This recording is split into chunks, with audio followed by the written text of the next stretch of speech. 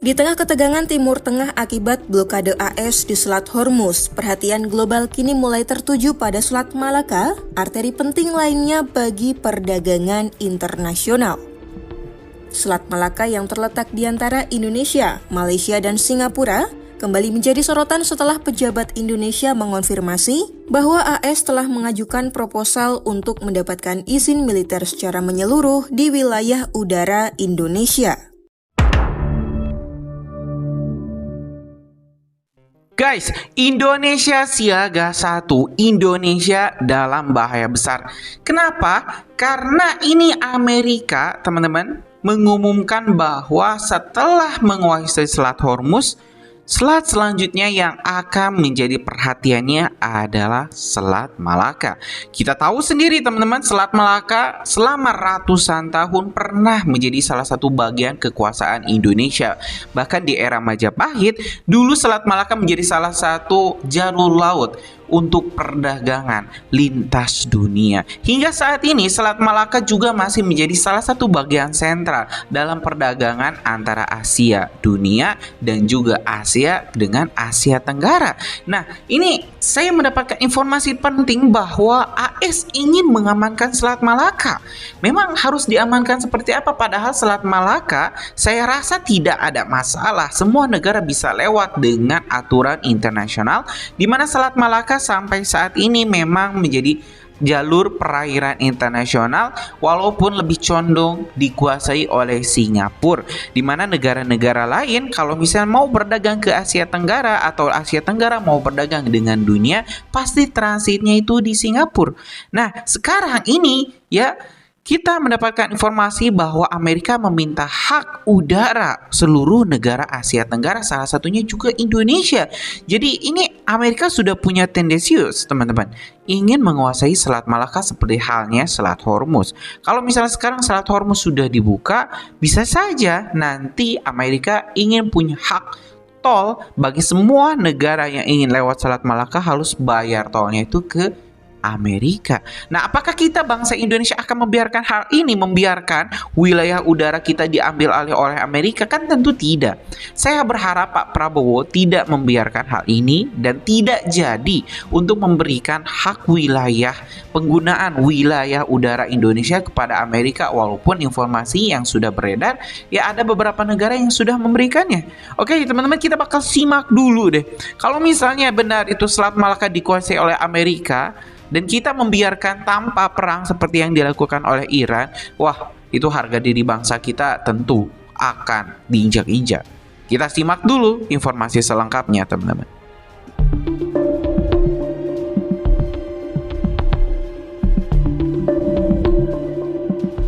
Di tengah ketegangan Timur Tengah akibat blokade AS di Selat Hormuz, perhatian global kini mulai tertuju pada Selat Malaka, arteri penting lainnya bagi perdagangan internasional. Selat Malaka yang terletak di antara Indonesia, Malaysia, dan Singapura kembali menjadi sorotan setelah pejabat Indonesia mengonfirmasi bahwa AS telah mengajukan proposal untuk mendapatkan izin militer secara menyeluruh di wilayah udara Indonesia. Kabar ini mengemuka menyusul penandatanganan kesepakatan pertahanan pada Senin 13 April 2026 lalu. Meski demikian, Kementerian Luar Negeri RI menyatakan keputusan terkait usulan tersebut masih dalam proses. Sementara itu, para pakar menilai langkah semacam itu berpotensi membawa implikasi geopolitik global di kawasan Asia Tenggara. Lantas, mengapa jalur ini begitu penting? Azifah Astrina, kandidat doktor di University of Illinois Urbana-Champaign, Amerika Serikat, mengatakan selat ini sangat krusial karena menjadi jalur pelayaran terpendek dan paling efisien.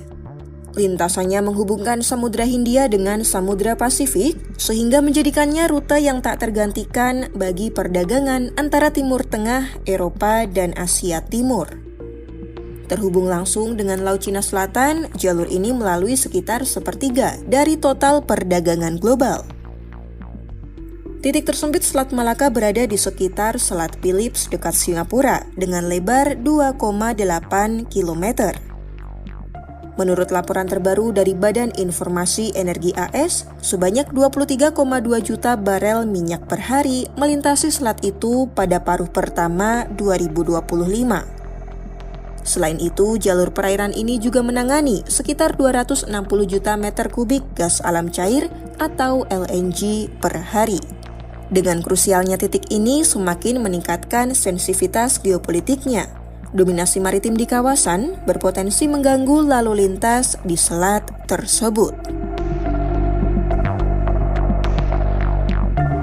Presiden Amerika bikin penduduk Indonesia ketar-ketir karena akan segera memblokade Selat Malaka. Konflik di Iran akan pindah ke Indonesia, Malaysia, dan Singapura. Ternyata ini karena Presiden Donald Trump berhasil memblokade Selat Hormuz dan akan lanjut menguasai Selat Malaka. Tapi dia membutuhkan akses udara supaya pesawat tempur Amerika mudah patroli di atas Selat Malaka. Izin ini disebut Blanket Overflight Access dan saat ini masih ditinjau oleh pemerintah kita. Lalu kenapa Presiden Amerika perlu melakukan ini? Ternyata ini karena Amerika sedang memainkan strategi untuk mencekik aliran minyak ke Cina dan ekspor minyak dari Rusia. Ini dilakukan untuk menguasai perdagangan minyak dan menguatkan dolar yang disebut strategi petrodolar. Ngeri banget habis dari Venezuela ke Selat Hormuz dan sekarang sampai ke Selat Malaka. Padahal lebih dari 70% perdagangan di Asia Timur lewat Selat Malaka dan 48%-nya dikontribusi oleh Cina. Kalau Selat Malaka dikuasai, perdagangan Cina akan tertekan dan Indonesia yang persis ada di tengah-tengahnya bisa jadi alat Amerika. Anehnya justru Indonesia menambah masalah dengan Amerika setelah Pak Bahlil diminta Pak Prabowo cari minyak dan dapatnya malah kerjasama impor serta pembangunan kilang dengan Rusia. Menurut Pak Bahlil, ini politik bebas aktif gaya baru, tapi kok kelihatannya seperti cari mati dan Indonesia semakin tidak aman. Teman-teman, langit di Indonesia adalah kedaulatan kita. Jangan sampai di atas kepala kita ada jet tempur apalagi rudal Amerika. Keputusan sebesar ini tidak boleh diputuskan sembarangan. Jangan sampai rakyat Indonesia yang habis boncos MBG masih harus menaikkan anggaran pertahanan. Kalau kalian udah siap belum melihat jet tempur Amerika di atas kepala?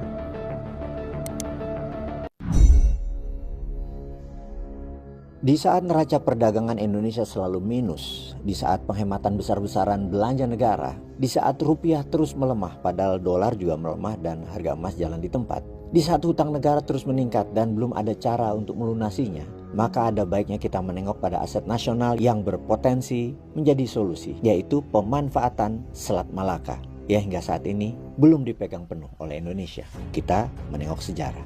Nusantara menjadi negara atau wilayah yang paling kaya ketika pegang kendali Selat Malaka.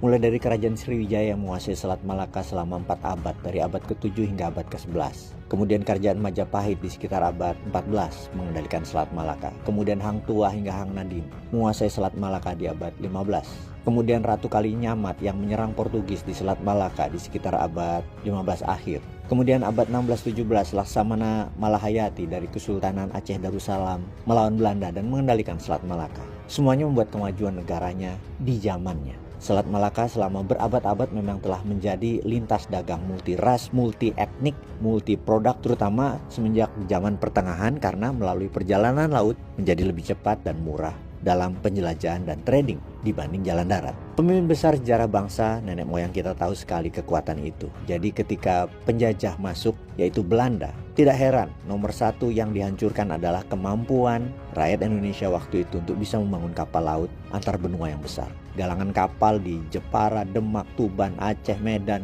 Makassar, dan banyak lagi wilayah Indonesia di abad 17 di bumi hanguskan, sehingga kita lemah di laut. Hanya kapal nelayan saja yang bisa dibuat, ukuran kecil di mana ukuran besar tidak boleh dibangun. Banyak ahli pembuat kapal dibunuh oleh Belanda di abad 17.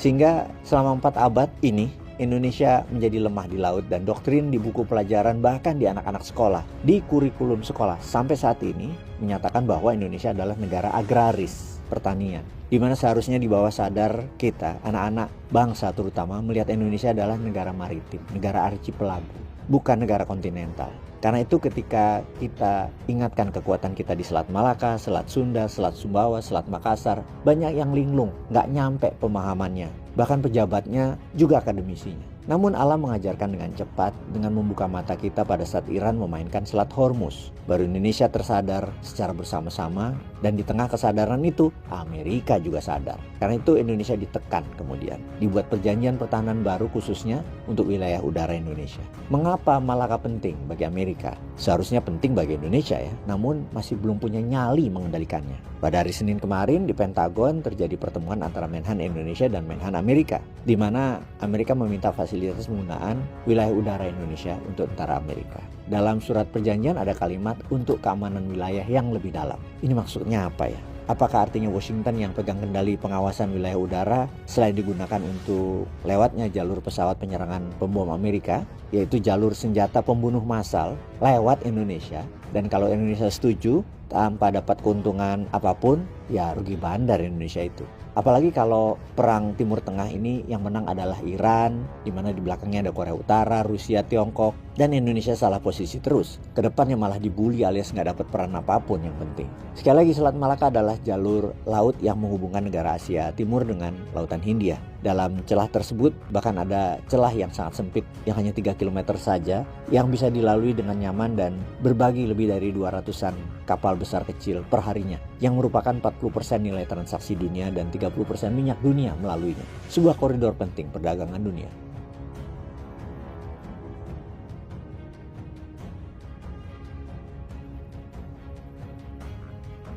Apalagi bagi Tiongkok, 80% impor minyaknya melalui Selat Malaka.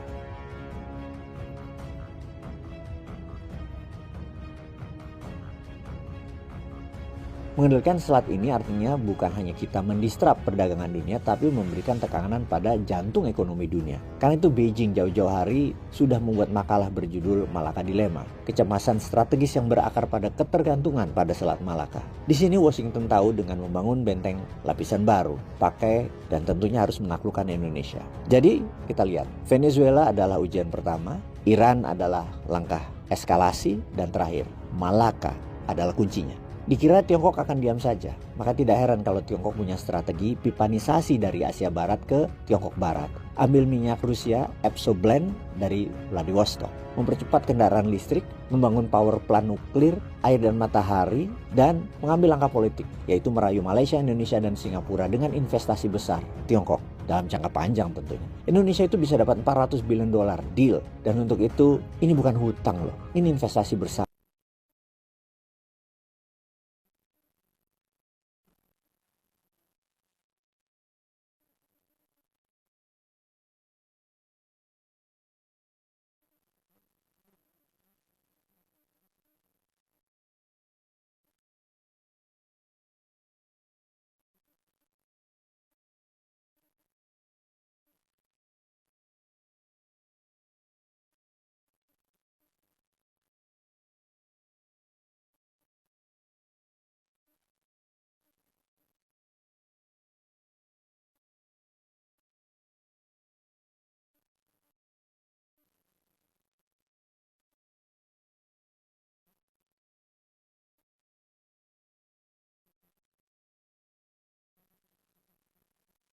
Guys, sudah kita dengarkan barusan informasi lengkapnya ya dari juga pihak Indonesia sudah konferensi pers.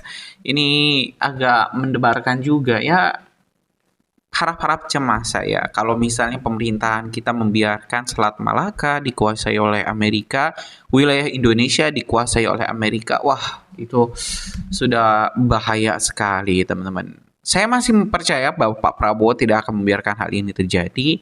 Dan mudah-mudahan orang-orang yang membisik Pak Prabowo untuk membiarkan Amerika menggunakan hak wilayah udara Indonesia segera dipecat ya.